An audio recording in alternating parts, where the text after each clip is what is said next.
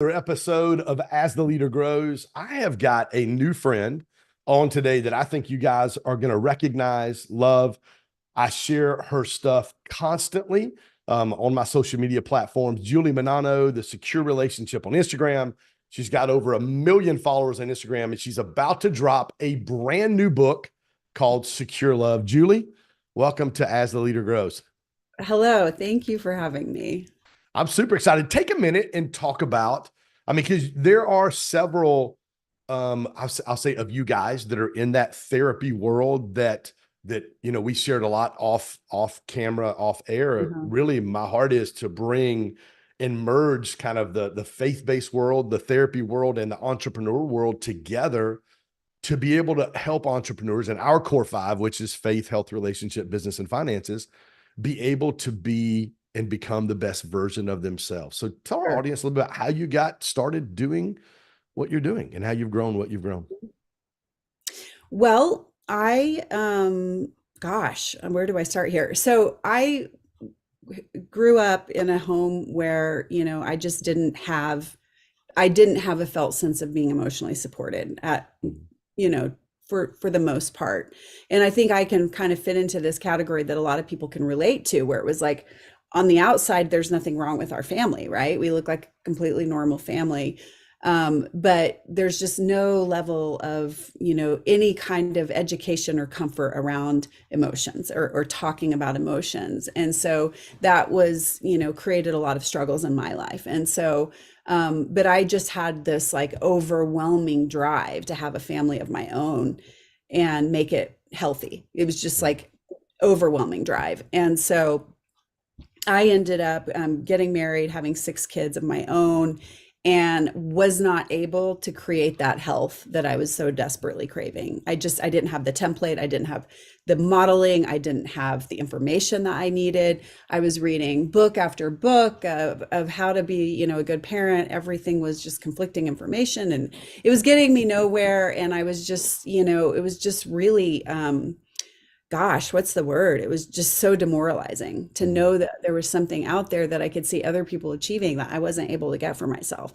And so the more I was reading and learning, the more I started realizing I have to know this stuff like forwards and backwards. I'm not the type of person that's satisfied with a self-help book. Like I need to know exactly where this is all coming from. So the same overwhelming drive that I had to have a family was put me into grad school, which was insane. I had 6 kids at home. I was a stay-at-home mom. My youngest was 1, and it was complete insanity for me to decide to go back and get a master's degree in psychology.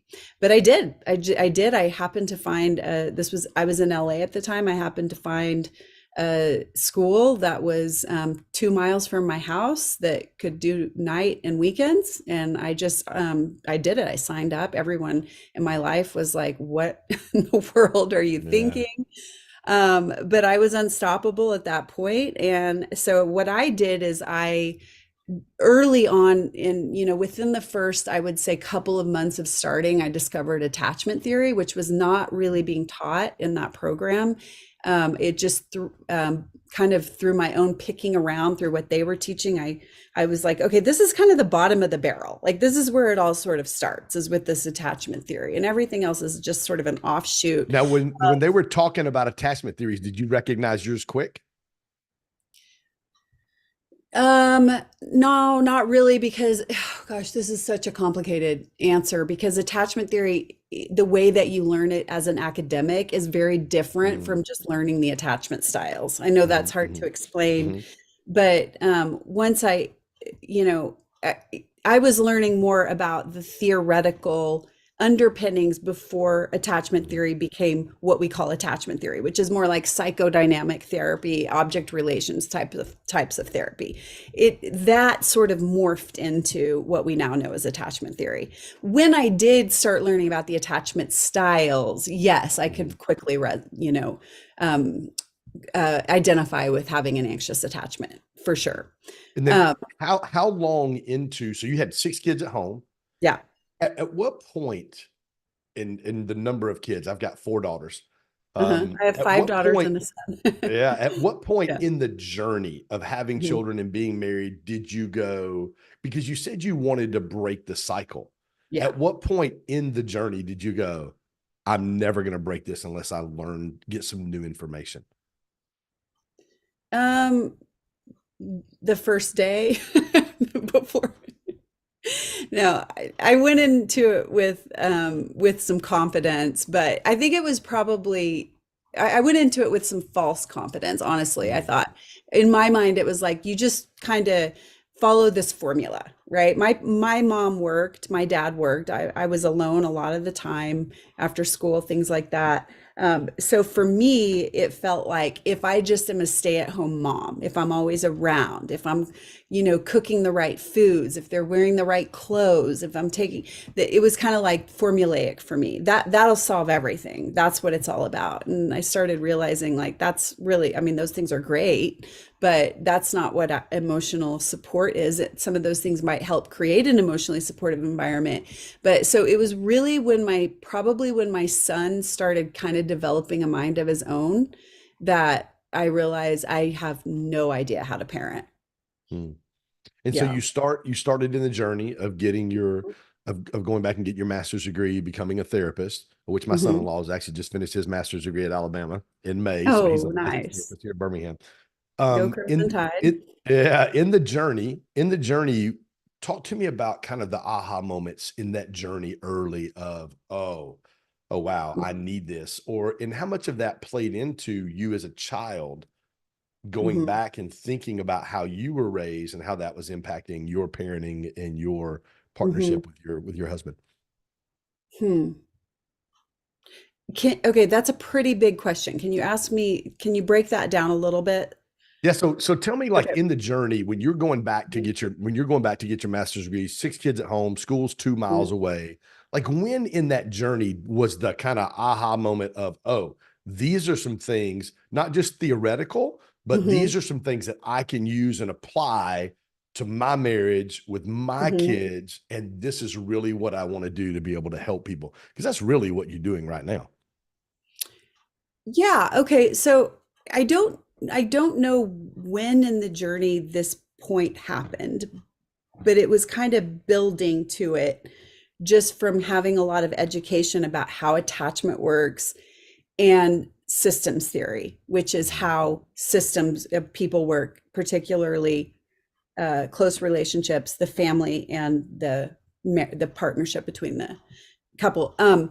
But at some point, everything came together and clicked, which is everything starts with emotional support. Mhm. Everything. It is everything. You can't, nothing works. Nothing. Businesses don't work. Families don't work. Physical health doesn't work. None of it works without the foundation of having emotional support. It's the same way that you can't be malnourished physically and thrive in life. If you are emotionally malnourished, you will not thrive in life. You might look like you're thriving. You might Mhm. have money. You might have, on the outside, you might appear to have success, but inside of you, you will not. And so once I figured that out and I figured out what that really, really looks like, everything changed. And And so and to be in honest, I keep fine tuning that. And so every time I fine tune it, everything changes again for the better. So So, it's just levels. You just keep kind of leveling up in mhm, your understanding and your knowledge, mhm, implementation, mhm, and then moving on. Now, do you when you're doing that, when you're walking through this journey with you, Julie, did you start the implementation stuff at home first before you started working with patients and going, this really works on me. This really works in my marriage. This really works with my children, and then take that into your practice? yeah, I mean, I think it happened kind of parallel, right? I don't know if I could separate the two, um, but yeah, I mean, I think it's to be honest with you, it's easier to do it in the practice because there's not so much on the line. You know how it is with your own, you're Mhm. more triggered and because there's more on the line with your kids, you're more afraid of, how they'll turn out, right? And so it's harder, you get more triggered when something doesn't go right. With a client, you're in this contained environment, you're with them for an hour, they're not in your real life, so you have it's a little less stressful, right? But yeah, I mean, I definitely I guess I would have to say that doing this as a job absolutely helps me do it with my family. And I'm not giving my family therapy, but I am a professional at giving emotional support because as a therapist, we have to be able to be emotionally supportive. Otherwise, we can't do the therapy because no one will feel safe with us. So it's really about creating safety, creating validation, creating a non-judgmental environment, creating a non-shaming environment, helping people make sense of themselves. And that is where you go into kind of processing their old stuff, right? But you don't, but that's not where you're starting. You're Mhm. starting from just this foundation of helping this person know that they're accepted, know that they can be open with you, know that they can trust you to hold what they bring to you, so that they're able to be open and honest. And those are the exact skills that need Mhm. to, people need to be bringing into their family lives. And we're just not, you know. So number one, why aren't we? We just is we had hasn't been modeled. We don't understand what that looks like. I think it hasn't been modeled. We don't know what it looks like. We don't know what it sounds like. There's so much confusing sorry, information out there about how to make relationships work. We hear about boundaries. We start to like go in and implement these boundaries, but we're doing it in these emotionally unsafe ways, or we try to be super emotionally safe but lose our boundaries, and nobody knows what the hell to do. I mean, pardon my So when you say we set boundaries, but we do it in an emotionally unsafe way, Mhm. walk me through that. Like what Okay. does that look like in a conversation, in a partnership that's we're trying to set boundaries, but we're doing it in an unemotional or unhealthy emotional way.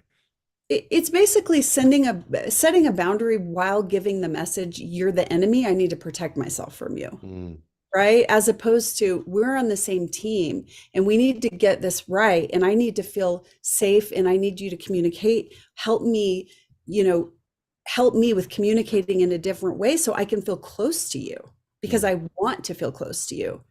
And that's what I'm going for here, is health and closeness, instead of I have to keep you over here and protect me from you, and you're invading my boundaries right now. And you know, that kind of, mm, it's a flavor, more than just specific words, although I can give you the specific words, but it's just it's almost like a mindset. And so when you have someone who's experienced a lot of emotional trauma, whether it's mm, big T trauma or just little thousands of, paper cuts, there's a lot of you walk through life with this protective stance. And so if you start setting boundaries out of that protective stance, it's not going to go anywhere good, because nobody wants the message, hey, I'm the enemy here. My partner has to protect themselves from me, right? And so the reframe is I love you. I love this relationship. I'm on the side of this relationship. I'm trying to protect us from poor communication. mm. I love that. So because I was going to ask the question, where does that come from? And you said it. It's the Hmm. big T, little T, the thousand cuts. Hmm. Somebody that's listening to this podcast today, Julie, who may not may not follow you or may not, this language is very different to them. What are some ways that they can identify in their language? Man, I've got some, because I shared a little bit off camera with you about my Hmm. story. I had no Yeah. idea for 43 years or for 40 years I had lived with trauma.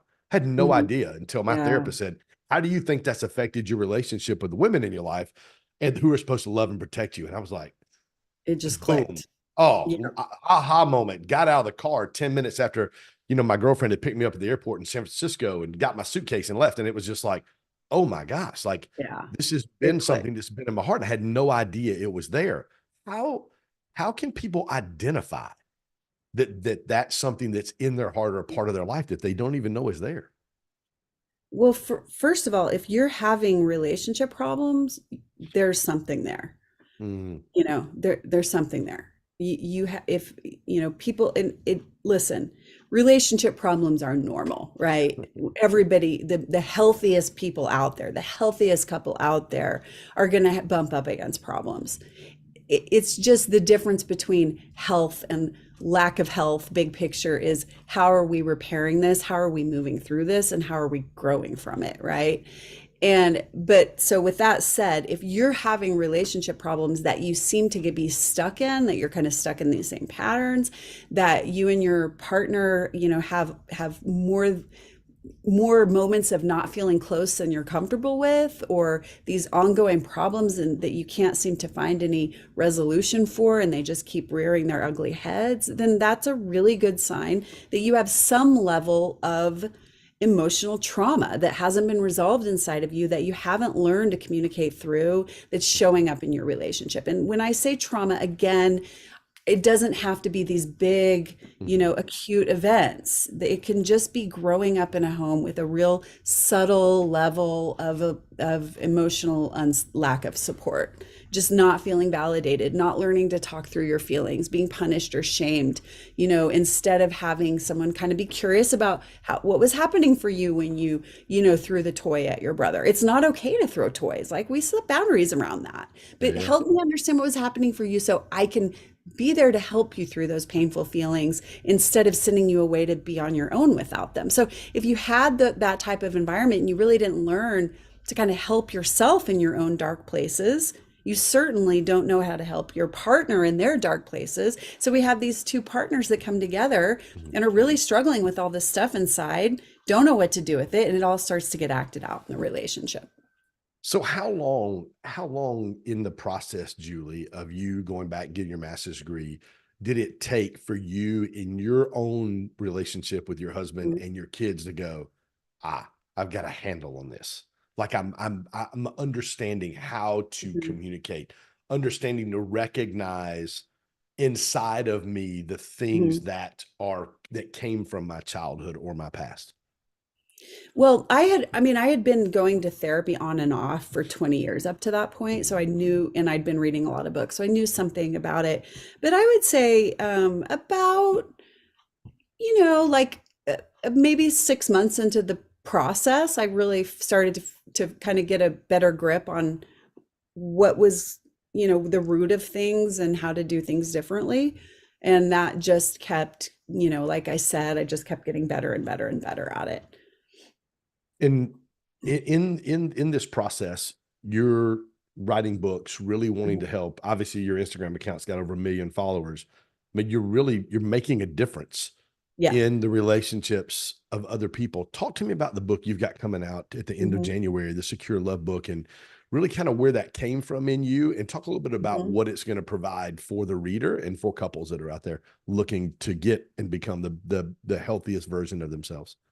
Sure. So this all starts with, like I said, attachment theory, right? Which is the idea, the theory that explains relationships in my opinion, and the opinion of many other people in my field, in the best way science has ever come, right? Which is, we need to feel close and connected to our safest, closest others in order to feel fully okay in the world, right? We're wired for that to be. Humans are social animals. We're not meant to be out in the world on our own. We need each other for help with, eating and shelter and all sorts of things. And so we're wired to have this connection. And when those connections get ruptured, we're wired to feel stress and anxiety. And so what happens is people are walking around with ruptures in their bodies and that is stress and anxiety. And these ruptures can be very early rooted, right? And we're going around trying to get somehow these ruptures repaired within us that we don't know how. And it creates this big mess. And so what happens is that's called insecure attachment. It's when you never really had the experience of feeling secure in a relationship, fully secure. And so what happens is that can manifest either as an anxious attachment or an avoidant attachment. And I explain all of this in the book very clearly. And then people come together in relationships with these insecure attachments, right? And from that place, everything can start out great because they haven't had conflict. They haven't had any reasons to kind of feel unsafe with each other or not trust each other. Next thing you know, inevitable conflicts arise because that's what happens between two people, and they start getting in these negative cycles, right? So they start trying to work through these relationship problems in these negative cycles by the way that they're protesting, getting defensive, counter blaming, calling names. We could all relate to all of these things that we do when we're in a fight or argument with our partner. The negative cycles then make the attachment worse. We kind of tear each other apart every time we go into this. And on top of that, it gets in the way of solving any real problems, because all of a sudden now we're talking about emotional safety, not who's doing the dishes. So let me ask you a question. What are some ground rules a couple can set as a couple when we argue? Here's some things that we do, and here's some things that we don't do. Yeah, so that's what I do in the book, is basically that I start out, with how the insecure attachment fuels the negative cycles. And then we go into 1, interrupting them, 2, preventing them, and 3, repairing them. And so in that, chapter about how to kind of, I can't remember what chapter it is, but I say, here's how to bring up concerns, and here's how to respond to your partner's concerns. So that's step 1, right? How are we bringing these concerns to each other? First of all, we want to bring them from a place of self. Sometimes we hear this called I statements. I don't love the term I statements, because I think you can use the word you and still be generally, self-focused, but it's something like, here's what's going on with me, right? I understand you're busy at night in the day. I understand you get exhausted at work, and the last thing you want to do is come home and help me with the dishes. And it makes sense to me. And I know we have different standards about those things too.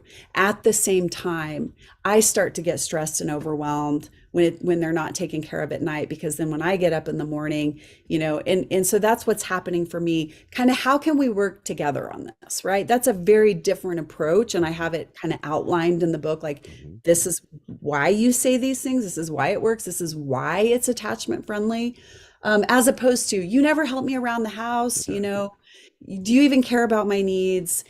And then there's also, we want that the receiving partner to be responsive to that, even if they don't necessarily agree to do things in a certain way or not do things in a certain way. How can they be responsive to what their partner is bringing to them in a way that doesn't involve defensiveness? Well, look at you. You never help me with X, Y, and Z, and how come you never notice what I get right around here? And so we need to basically, we're eliminating protest behaviors, blaming behaviors, defensive behaviors, shutting down behaviors, counter blame. And these are all these negative cycle dialogue that really gets couples stuck. And so not only am I saying, hey, here's why this stuff doesn't work, it's really emotionally unsafe. Here's what to do and why. And when you start communicating in that way, then what happens is you start building up secure attachment. So if you're listening to this podcast and you have never read a book, you've never been to a therapist, you've never done it, you have no idea who you are, and they're going, and the guys, because I have a lot of men that listen to this podcast, a lot of entrepreneurs, they're like, that's my wife. You never help me with the dishes. You never help me with this. Yep. What's a good response when they go home today that they can take back to their wife when their wife says, you never do this, or you always leave me in the kitchen? Because again, the woman doesn't want to wake up the next morning and feel like she's behind the 8 ball because she didn't been able to take care of the kitchen. She wants to wake up afresh and has a brand new day. What are some things couples can say to each other if that's the language they go home to tonight? Okay. Tell me more about this. Clearly, this is important to you. Okay, help me understand. It's going to help me hear you better if I hear more about how you're impacted by this than you kind of coming at me hot with all these accusations. So I want to be able to hear you in the best way possible. So can we try this in a new way? What is it like for you when the dishes aren't done? I just want to understand that. Okay. And kind of give that space to just let them know, hey, it's safe to bring up a concern, and it's safe. We want to reward them for talking about them and how they're impacted instead of you, right? And so first of all, helping them know you're going to be heard. I'm going to be able to hear you, and here's how you can help me hear you. And then, okay, let's kind of sit on this. right? And then come up, later. It's like once you sort of develop that safety and you just let someone know you're going to hear them and you're going to be responsive to them and you care about their feelings, Mhm, some sort of solution will emerge mhm, from that, mhm. right? And I don't know It what, fosters openness and communication. absolutely. My partner And it, cares about me and holding yes. space. One of the things I learned that I did not do in my marriage well for 27 years, and literally I read a book by G.S. Youngblood called The Masculine Relationship, was to hold space. Mhm. Feminine get Yeah, obviously women get a little elevated because they're emotional creatures. sure. For me, I came from a background where I wanted to explain or defend. Here's why I Yeah, didn't do this. Here's what this is. Instead of just exactly. going, I hear you, and Right. giving a woman a safe place to be heard Right, and to feel because safe. it's and I'll take that word heard to a deeper level, validated. Mm, That makes mm, sense to me. mm, Everybody wants validation, and what that would sound like in this situation is, I really do get it. I get that it creates anxiety for you when you don't go to bed with the dishes done. And I'm really understanding that that's kind of stressful for you.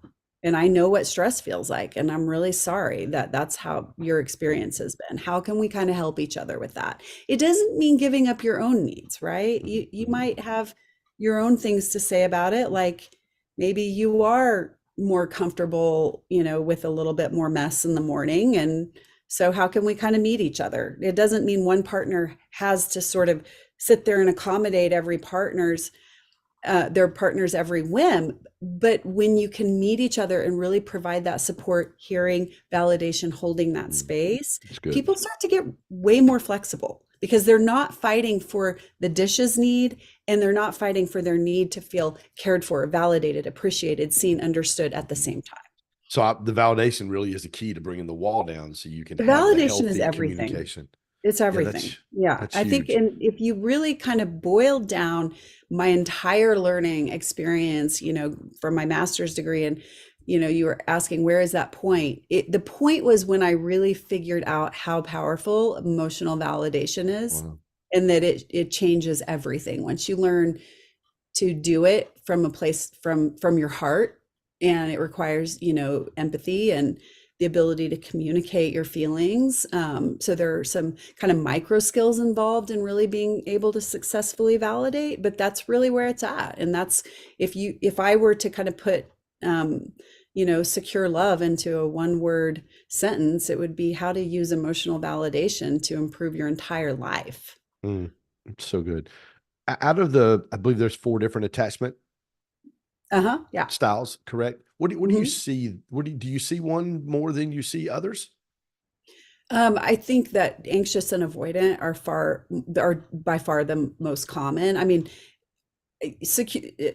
theoretically, there's statistically, and these statistics are maybe 10 to 15 years old, so I'm not sure how accurate they are anymore. I think they're probably, well, 50% secure of the population, and then the other 50% is divided amongst mostly anxious and avoidant, and then a small portion disorganized. I think if we were to really dive into those statistics now, we would see less secure and we would see more disorganized, Mm, because of the way trauma just perpetuates itself through the mm, generations. And so what I see, a good 99% of the time in the couples I work with, is very clear anxious avoidant couple. One mm, partner is the anxious partner, usually the female 75% of the time. 25% male is not a small number, just to put it out there. mhm, If you're a mhm, male mhm, anxious partner, mhm, you're normal. And then the male is, a lot of times the male is avoidant. So this anxious type and this avoidant type, they come together for a really good reason. There's a lot of an emotional balancing act that comes from that dynamic.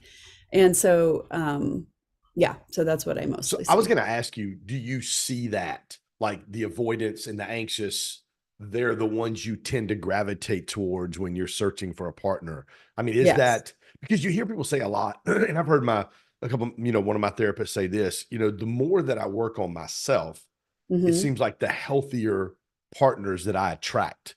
or the people Absolutely. as I'm in kind of in that journey? Is that something you would say is Oh, for sure. Yeah. I think that first of all, we start to recognize, the in people what we're hoping for in ourselves, or I don't know if that's mm-hmm, the exact right way to say that, mm-hmm, but like we're drawn to our more or less our own level of psychological and emotional health because we know what to look for. We know what feels right. We know what feels familiar. And then there's just something to be said for, anxious partners tend to their emotional imbalance is over feeling, over, not yeah, necessarily over feeling, but overreacting to their own feelings, I would mm-hmm. say, right? So they tend to follow their emotions down rabbit holes and when under stress.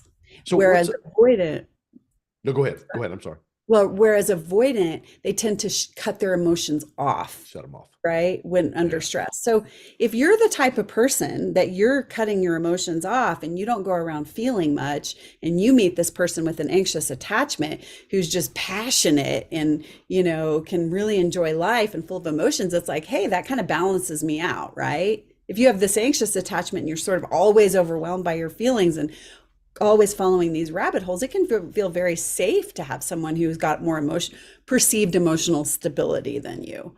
But the truth is both are out of balance. They're just kind of using each other subconsciously as a way to balance themselves. So on an anxious attachment, what are some things that a person can do if they Hmm. find themselves always in their feelings or always in Hmm. their emotions? What are some things that they can do for themselves? And what are some, let me, when we say that, people go, what does that mean? Like, does that mean I think about the guy that I'm dating, or I think about the girl that I'm dating, and I'm make up stories if she doesn't answer me or text me back, or he doesn't text me back, or walk me through exactly what that looks like?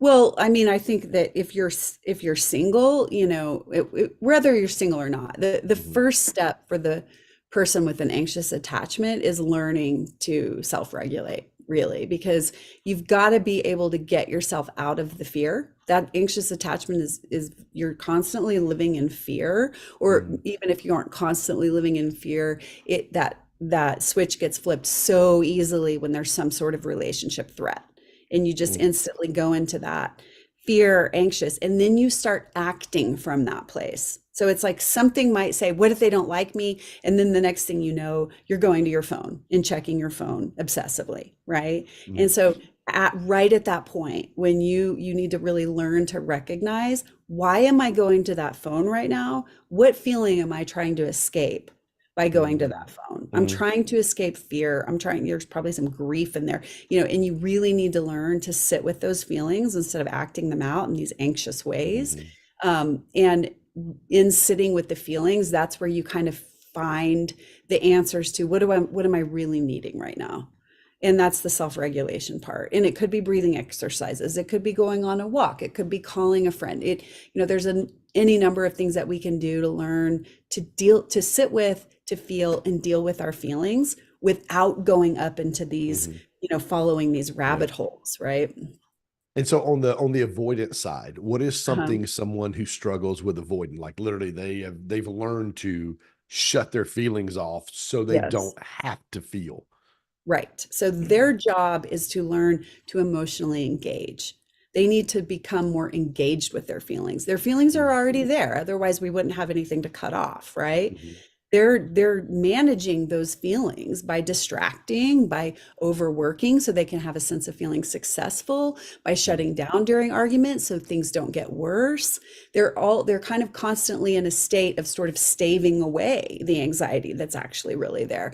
And so their work is to start to engage with it more, start to allow their body to feel it, to start finding it where, because emotions don't exist in our head, they exist in our mm-hmm, body. I mean, there are mm-hmm, chemical things that happen in our brain that create the surges throughout our body. And as you know, you're familiar with somatic work, so you know mm-hmm, this. But for the avoidant, it's the first step when I'm working with someone with avoidant attachment is help me understand when at that moment she says you never help around the house, what happens in your body? That's the first step. What happens? Where Oh, well, I start to get mad. Where's the anger sit inside of you? Is it in your chest? And so once we can kind of find that bodily sensation, we can start naming it. We can Mm, start getting to know it a little more. We can start helping them put words to it, mhm, right? We can start helping them say, when you come at me like that, that's when I start to get really scared because I think, oh, you think I'm a failure, or oh, you're trying to control me. And then I don't know what to do with that big feeling. So my go-to is just to shut it off. So you see me disengage, but what's really happening is I'm just trying in that moment to keep things from getting worse. I love that. I love that. Yeah. Talk a little bit about the book. It's coming out January the 30th. Hmm. I know it's been a passion project for you to be able to get out and to be able Yes. to help people. What are a couple of things? I know we talked about the attachment styles. What are Hmm. some other things that maybe a one or two nuggets out of the book that would help our audience today?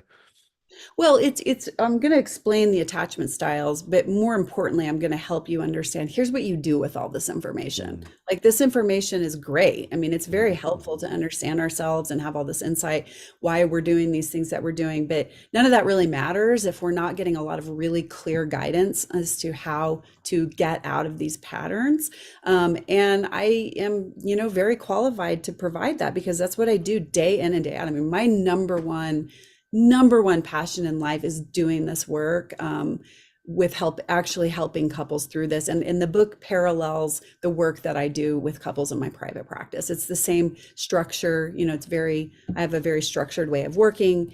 mm, There's a, sequence of events, so to speak. And so I kind of do that in the book. And it's also the work that I do in my personal life. So it's very much tried and tested on my end. And, I know there are just so many people out there that either just don't have access to couples therapy, mhm, for whatever reason, or don't have access to quality couples therapy. I mean, there's a lot of couples therapy out there that can, not either not work real well or mhm, make things worse. And so I'm kind of trying to get around that. So this is just a gift from my heart that's like, mm. hey, here's what I have to offer to people who either want to augment the couples therapy that they're doing or don't have any other source of reliable help. And I think this is cutting edge information. There's not a lot. There's a lot out there on attachment theory. There's not a ton out there on really kind of what to do with it in the Right, depth that I've provided. right. I love that. Two questions. I don't know if you've ever had these questions Mm. asked. Were Sure. you surprised by the influence and the growth in your social media platform? Yes and no. I've always known that I have a special voice. There's just Mm, been something inside of me that I don't in this arena where I work. I just kind of feel like I always felt like I understand this in a way that other people I'm observing don't. And I think I was kind of born with a little bit of that insight, like we all are born with certain strengths. And so it doesn't surprise me that I ended up with this voice, but it does kind of surprise me how it happened because I didn't have a clue about Instagram. It was so foreign to me. And yeah. someone talked me into starting an Instagram account. And I was so clueless about it that I didn't really realize you had to put a post up, right? I was like, oh, you can't just have an account. You actually have to post something. And so I was like, well, what do I know? I know attachment theory. So I just started making these little hand drawings and Yeah. to help people understand. And so, yeah, I'm a little surprised that I ended up in the social media world, but I'm not surprised that I have a voice because I've always known that I have a special voice in this area. So Talk to me about fulfillment. Fulfillment's fulfillment. fulfillment's a huge thing for me, Yeah. not just, success, financial success, making a but the Yep. fulfillment that you feel, Julie, from being able to do what you do and impact and help so many people, which is not just at that surface level, but it literally can be generational. Talk to me about that fulfillment that you feel from that. Okay, well, what just came through my head, and I'm sure there are many ways to fine tune this, but in my mind, there's one way to get to fulfillment is creativity. I think for me, I feel very fulfilled when I have the creative outlet. Two is being successful. That helps me feel fulfilled financially, helping people, however you want to define successful. Three, spiritual fulfillment, feeling a connection to something bigger than yourself, having some sort of, kind of like support that's always there and bigger than, what, you know what I'm saying? But then there's this, and I think a lot of people are able to get to those three right now. Like But then there's this fourth, with which is real, true human connection, intimacy. And I think a lot of people are really having a hard time getting there. And one of the reasons is that they don't have that within themselves, right? And they're just, we're kind of like settling for all this pseudo intimacy. Mhm. And there's just this deep connection with other human possibility out there that I think a lot of people really aren't fulfilling. And so they're kind of falling into what they know. Well, I can be successful, so I'm going to just do more of that, right? But there's always just Mhm. sort of this like emptiness, or I can be creative, and so yeah, They find an outlet that they're good at because they're not good at the one exactly. area, which is the intimacy. It's crazy because I Yes. did a I did a podcast one time, and I walked into a restaurant in Atlanta with a friend of mine, and there was like 8 girls sitting at a table together, all together, and they were all on their phones, looking at their phones, not paying attention to Yeah. any of the 8 girls. I literally walked over there. I wouldn't recommend people do this. I did not know them. I took the Okay. girl's phone out of her hand and I put it face down on the table, and I was like, "Hey, ladies, y'all do realize y'all are all friends and y'all are here together." Oh And my they looked at gosh. me at first like, "What is this dude doing?" But then after about 5 minutes, I looked back over, Nate and I looked back over, and they're all off their phones and they're actually having Wow. conversations face to face with the people. And that's really, Wow. again, I don't recommend people do that, but I was Well, just it like, worked. come on, guys, like all your friends are here and you're on Yeah, social yeah, media talking to friends that aren't here. yeah, And I think that's, absolutely. and I think that's part of it. Best way, Julie, for people to connect with you and find out about the new book that's coming out at the end of the month. Well, I have my Instagram is my kind of main feed, which is at the secure relationship. There are a lot of imposter accounts, so make sure to look for that blue check. And then my website, or probably my personal, not my personal website, but juliemonano.com. So I have juliemonano.com and the securerelationship.com. Yeah. Got you. And then we'll also, for those of you guys listening to the podcast, we'll drop a link on here. You can go to Amazon, find Julie's book, Secure Love, January the 30th. Is that correct? January 30th. Yes. January 30th will help us help Julie get a push to become a New York Times best-selling author. That would be You amazing. really are making a difference around the world. And I this is the first appreciate that. conversation Yeah. you and I have ever had face to face.